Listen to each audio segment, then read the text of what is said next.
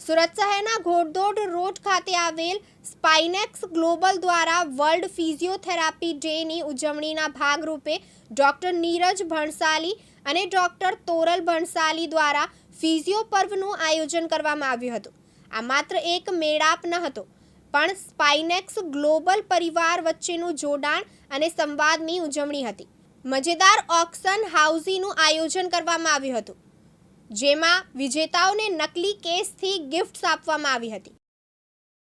હાય, આજે world physiotherapy day છે.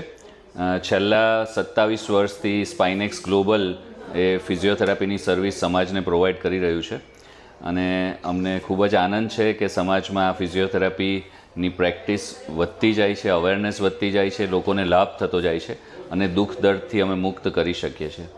નીરજભાઈ, છેલ્લા 27 વર્ષોથી આપ સ્પાઇનેક્સ સાથે સંકળાયેલા છો.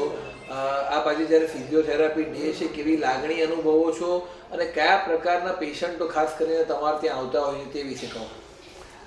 ફિઝિયોથેરાપી એક એવું પ્રોફેશન છે કે જેમાં કોઈ પણ જાતની દવા કે ઓપરેશન વગર લોકોને સારું કરવામાં આવતું હોય છે અને સમાજમાં લોકોને આવી જ સારવારની બહુ જ જરૂર છે અને લોકો ઈચ્છતા હોય છે. અને જ્યારે એક ક્વોલિટી સારવાર અમે પ્રોવાઈડ કરી શકીએ છીએ અમારી 60 ડૉક્ટરની ટીમની મદદથી, તો સમાજમાં ખૂબ જ ઉપયોગી કાર્ય થાય છે. એનો ખૂબ જ આનંદ છે અને આખી દુનિયા આજે વર્લ્ડ ફિઝિયોથેરાપી ડે સેલિબ્રેટ કરે છે એ બહુ મોટી વાત છે. સમાજમાં અવેરનેસ માટે પણ અને અમારા પ્રોફેશનને આગળ લઈ જવા માટે પણ આ બહુ અગત્યનું છે.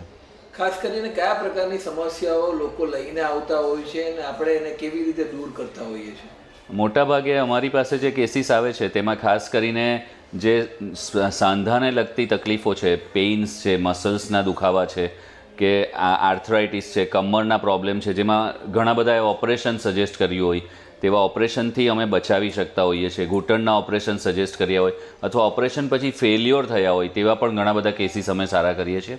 એ ઉપરાંત ન્યુરોલોજિકલ કન્ડિશન છે, લકવા છે, પાર્કિન્સોનિઝમ છે, નાના છોકરાઓના સીપી ચાઇલ્ડના પ્રોબ્લેમ્સ છે, એ ઉપરાંત લંગ્સ અને હાર્ટને લગતા પ્રોબ્લેમ્સ છે, જેમાં હાર્ટની કેપેસિટી ઓછી થઈ ગઈ છે કે લંગ કેપેસિટી ઓછી છે, સ્પોર્ટ્સ ઇન્જરી છે, આવા અનેક પ્રકારના કેસીસ અમે ટ્રીટ કરતા હોઈએ છીએ. આપણા 27 વર્ષના ફિલ્ડમાં એકાદ એવી કોઈક ઘટના જે તમને ખરેખર તમારા હૃદયને સ્પર્શી ગઈ હોય, જે પેશન્ટ સારું થઈને ગયું હોય, એ પણ એક અમને કહો. આવી તો અનેક ઘટનાઓ છે અને ઓલમોસ્ટ રોજિંદા રોજ જ કોઈને કોઈ પ્રસંગ એવા બનતા હોય છે. પરંતુ એક પ્રસંગ કહેવાનું મને મન થશે. જે એક છોકરી હતી કે જે મારો જીવનનો ફર્સ્ટ કેસ હતો કે એમને એકચ્યુઅલી અનફોર્ચ્યુનેટલી સુસાઇડનું એટેમ્પ્ટ કરેલું હતું. ફર્સ્ટ ફ્લોરથી એમણે જમ્પ કરેલું અને એના કારણે બેઉ પગ કામ કરતાં બંધ થઈ ગયેલા અને બધા ડૉક્ટરો એવું કીધેલું હતું કે તમે આખી જિંદગી વ્હીલચેર પર જ રહેશો, ચાલી નહીં શકશો. અને એ છોકરીને જ્યારે અમે ચાલતી કરી અને પોતે ઇન્ડિપેન્ડન્ટ થઈને આજે 27 વર્ષથી એ પોતાનું સ્વતંત્ર જીવન જીવી રહી છે અને આજની તારીખે પણ અમે એમના પરિવાર સાથે એકદમ ગાઢ રીતે સંકળાયેલા છે. તો એક બહુ આનંદની વાત છે કે જે દિવસથી આ પ્રેક્ટિસની મેં શરૂઆત કરેલી ત્યારથી આજ સુધી લોકોના જીવનને સુધારતા જ ગયા છે અમે. અંતમાં આપ લોકોને શું મેસેજ પાઠવવા માંગો છો? મનુષ્ય જીવન બહુ અમૂલ્ય છે અને મનુષ્યનું શરીર પણ અમૂલ્ય છે.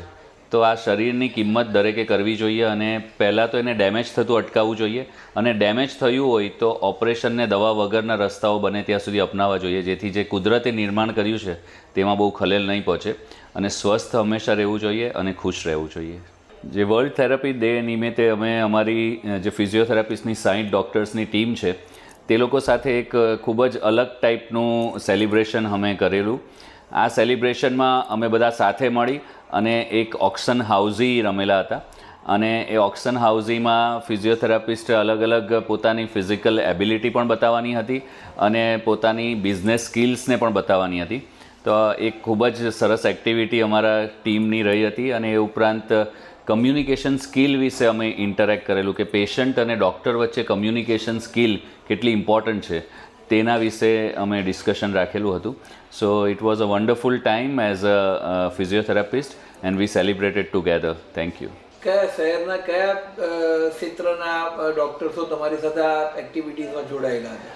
આખા સુરતમાંથી જ અલગ અલગ વિસ્તારના ડૉક્ટરો જોડાયા હતા, જેમાં વરાછા, કતારગામ, તાડવાડી એરિયા છે, પાલ એરિયા, વેસુ, તમામ જગ્યાના ડૉક્ટર્સો જોડાયા આ હતા. કાર્યક્રમ ક્યાં યોજાયો હતો? સ્પાઇનેક્સ ગ્લોબલ ગોળદોડ રોડ ખાતે આ કાર્યક્રમનું આયોજન થયું હતું. ભવિષ્યમાં આપ આવા બીજા કયા કાર્યક્રમો આપ કરવા માટે ઈચ્છા રાખો છો? અમારી ઈચ્છા એ છે કે અમે સમાજમાં જે લોકોને મેડિકલ જ્ઞાન જે છે તે સરળ ભાષામાં પ્રોવાઈડ કરી શકીએ. તો એક તો અમે પ્રયત્ન કરીએ છીએ કે સમાજના જે વિવિધ સ્તરના લોકો છે, જેમ કે અમે અત્યારે ફાયર ડિપાર્ટમેન્ટ સાથે પ્લાન કરી રહ્યા છે કે એમને ખાસ કરીને પોસ્ચર અવેરનેસ અને જોઈન્ટ્સને કેવી રીતે બચાવવા તેનું એ કરાય. અમે પોલીસ સાથે પણ આ પ્લાન કરી રહ્યા છે અને એમની સાથે એક પ્રોગ્રામ તો આગળ હમણાં આ વર્ષે જ કર્યો છે. અલગ અલગ સ્કૂલોમાં અમારો એમ છે કે નાના બાળકોને અમે જ્ઞાન આપીએ કે કઈ રીતે ગેજેટ્સનો યુઝ કરવો, કઈ રીતે પોતાની હેલ્થ પર ધ્યાન આપી શકાય. સો આવા વિવિધ પ્રોગ્રામ કરવાનું આયોજન છે. મયુર ટેલર, દિવ્યાંગ ન્યૂઝ, સુરત.